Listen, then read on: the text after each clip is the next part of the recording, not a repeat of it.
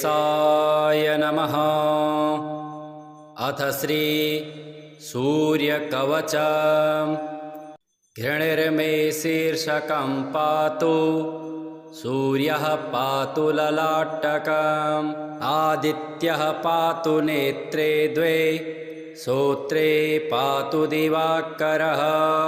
नासिकां च त्रयी पातु, पातु गणस्थले रविः, पातुत्तरोष्ठमूष्णां शूरधरोष्ठमहर्पतिः, दन्तान् पातु जगच्चक्षुः, जिह्वां पातु विभावसुः, वक्त्रं पातु सहस्रांशुः, चिबुकं पातु शङ्करः, पार्श्वे पातु पतङ्गश्च, पृष्ठं पातु प्रभाकरः, कुक्षिं दिनमणिः पातु, मध्यं पातु प्रजेश्वरः, पात्वंशुमालिनाभिं मे, कटिं पात्वमराग्रणिः, उरु पातु ग्रहपतिः, जानुनी पातु सर्वगः, जङ्घे धामनिधिः पातु, गुल्फो पातु प्रभाकरः, मार्तण्डः पातु पादौ मे, पातु मित्रोऽखिलं वपुः। अथ फलश्रुतिः। इदमादित्यनामाख्यं कवचं धारयेत् सुधिः, सदीर्घायुः सदा भोगी, स्थिरसम्पद्विजायते, धर्मसञ्चारिणो लोके, त्रयी श्रीसूर्यवर्मणा, आवृतं पुरुषं दृष्टुमसक्ता भयविह्वलाः, मित्रयन्त्रोद्भवन्तस्तं तिरस्कर्तुं तदक्षमं, विरोधिनस्तु सर्वत्र तदाचरणतत्परः, दारिद्र्यं चैव दौर्भाग्यं मारकत्विह दह्यते, सूर्येति सुरराजेति,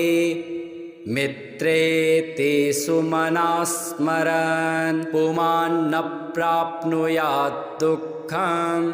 शाश्वतं सुखमश्नुते, सर्वोन्नतगुणाधारं,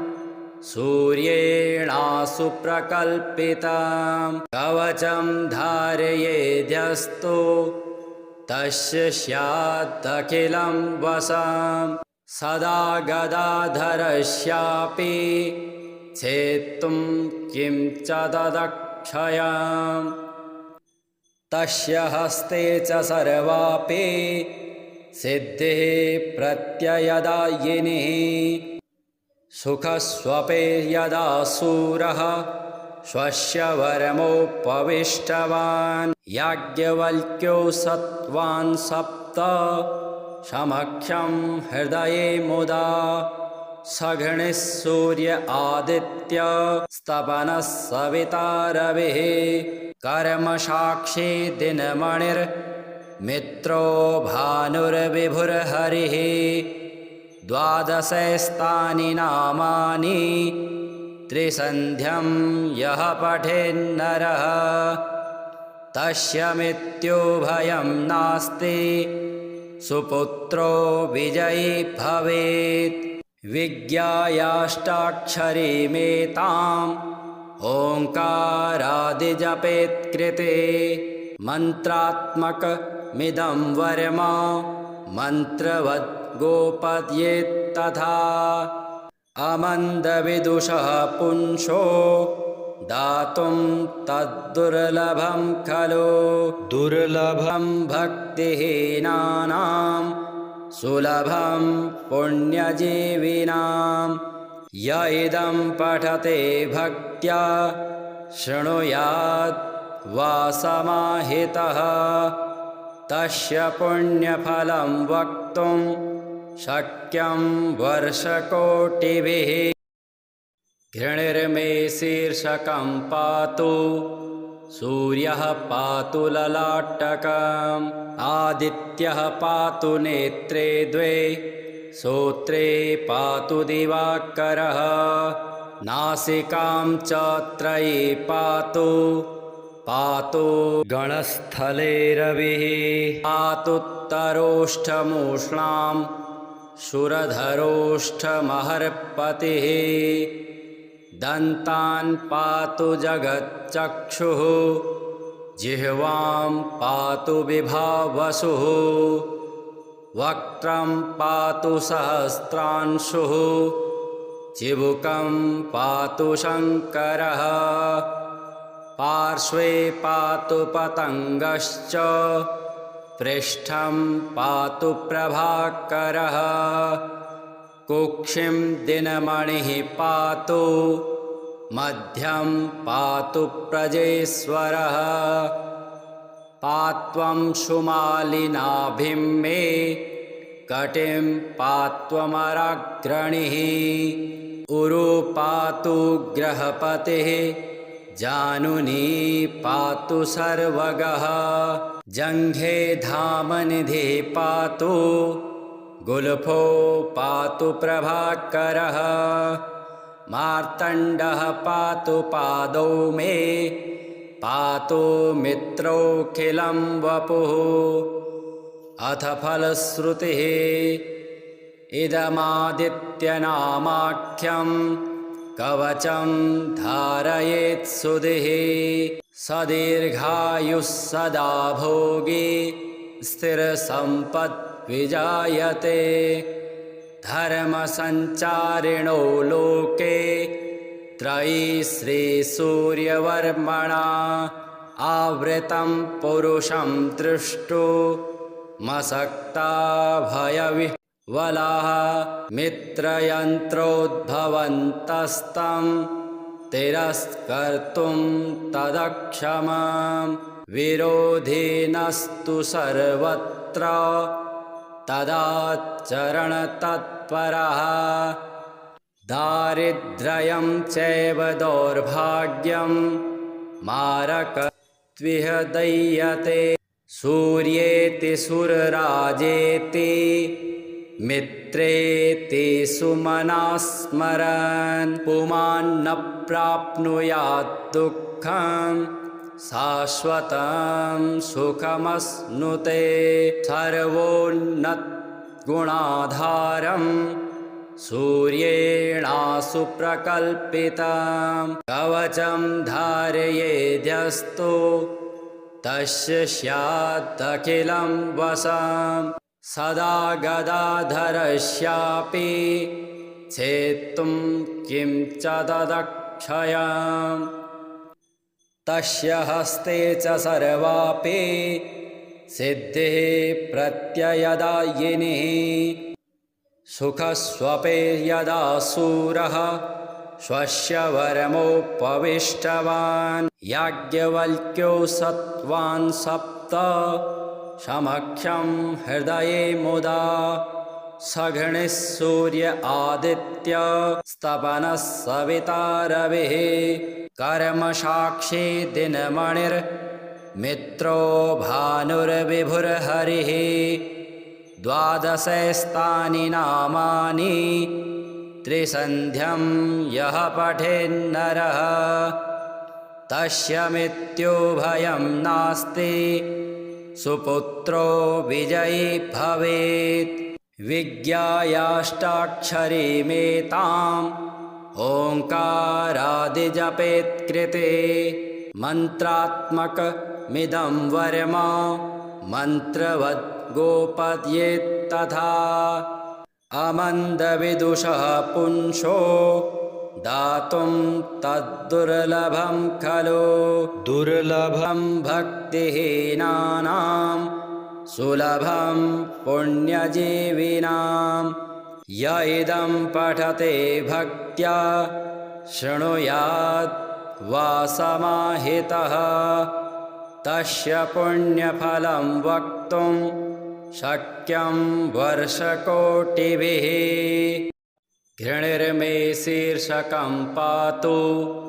सूर्यः पातु ललाटकम् आदित्यः पातु नेत्रे द्वे श्रोत्रे पातु दिवाकरः नासिकां च त्रयी पातु पातु गणस्थले रविः पातुत्तरोष्ठमूष्णां शूरधरोष्ठमहर्पतिः दन्तान् पातु जगच्चक्षुः जिह्वां पातु विभावसुः वक्त्रं पातु सहस्रांशुः चिबुकं पातु शङ्करः पार्श्वे पातु पतङ्गश्च पृष्ठं पातु प्रभाकरः कुक्षिं दिनमणिः पातु मध्यं पातु प्रजेश्वरः पात्वं शुमालिनाभिं मे कटिं पात्वमराग्रणिः उरु पातु ग्रहपतिः जानुनी पातु सर्वगः जङ्घे धामनिधिः पातु गुल्फो पातु प्रभाकरः मार्तण्डः पातु पादौ मे पातु मित्रोऽखिलं वपुः अथ फलश्रुतिः इदमादित्यनामाख्यं कवचं धारयेत् सुधिः सदीर्घायुः सदा भोगी स्थिरसम्पद्विजायते धर्मसञ्चारिणो लोके त्रयी श्रीसूर्यवर्मणा आवृतं पुरुषं दृष्टुमसक्ता भयविह्वलाः मित्रयन्त्रोद्भवन्तस्तं तिरस्कर्तुं तदक्षमं विरोधिनस्तु सर्वत्र तदाचरणतत्परः दारिद्र्यं चैव दौर्भाग्यं मारकत्विह दह्यते सूर्येति सुरराजेति मित्रेति सुमनः स्मरन् पुमान्न प्राप्नुयात् दुःखं शाश्वतं सुखमश्नुते सर्वोन्नतगुणाधारं सूर्येणासु प्रकल्पितं कवचं धारयेद्यस्तु तस्य स्यादखिलं वशं सदा गदाधरस्यापि छेत्तुं किं च तदक्षयम्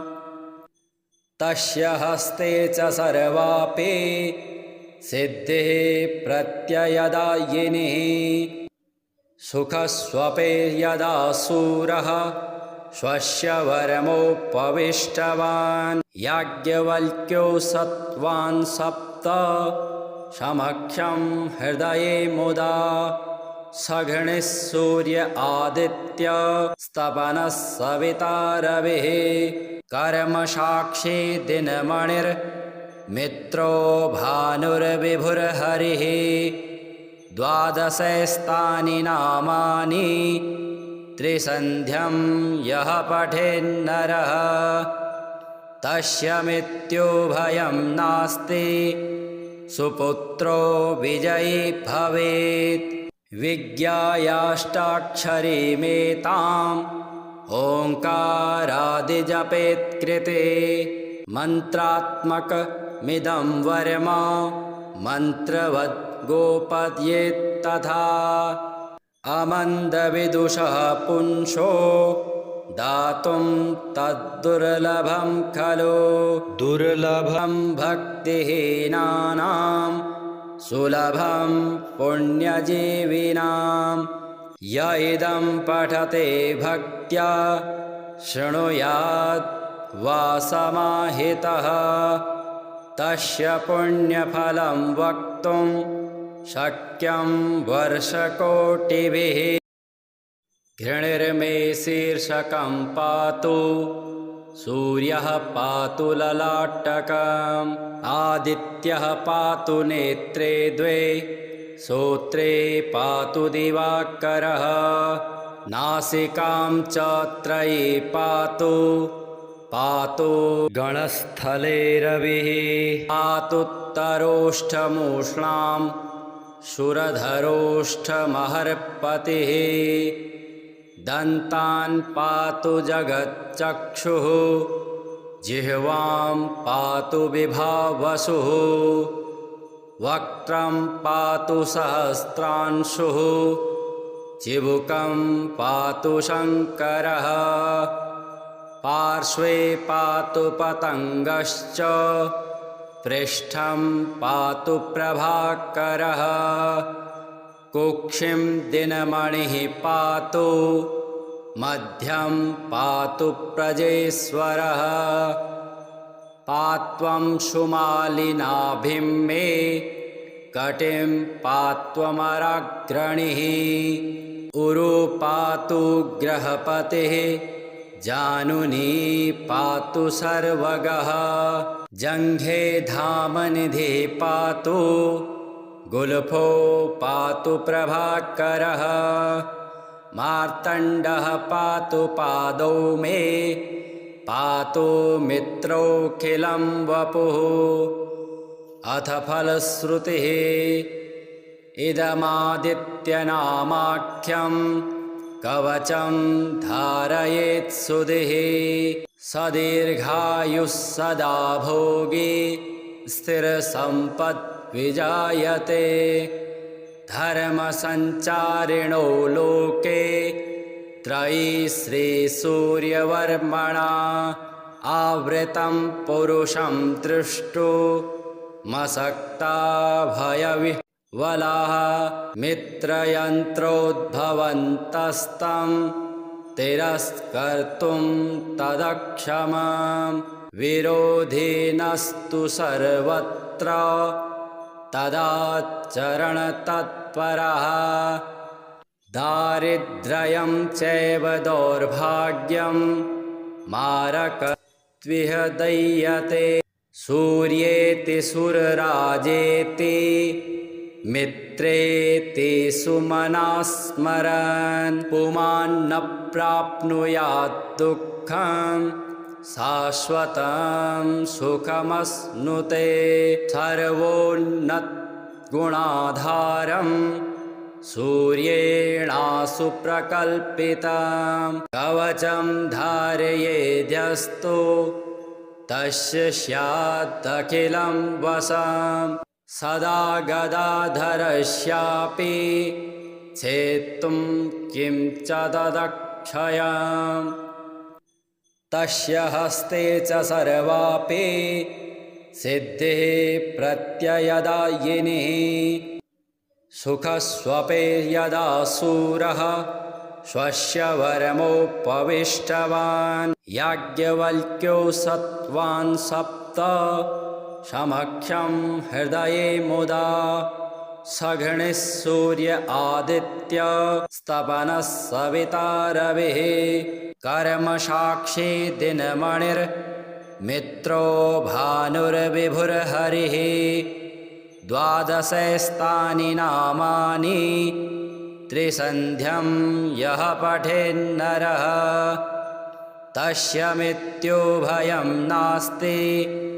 सुपुत्रो विजयी भवेत् विज्ञायाष्टाक्षरीमेताम् ओङ्कारादिजपेत्कृते मन्त्रात्मकमिदं वर्म मन्त्रवद् गोपद्येत्तथा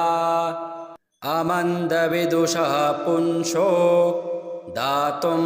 तद्दुर्लभं खलु दुर्लभं भक्तिहीनानां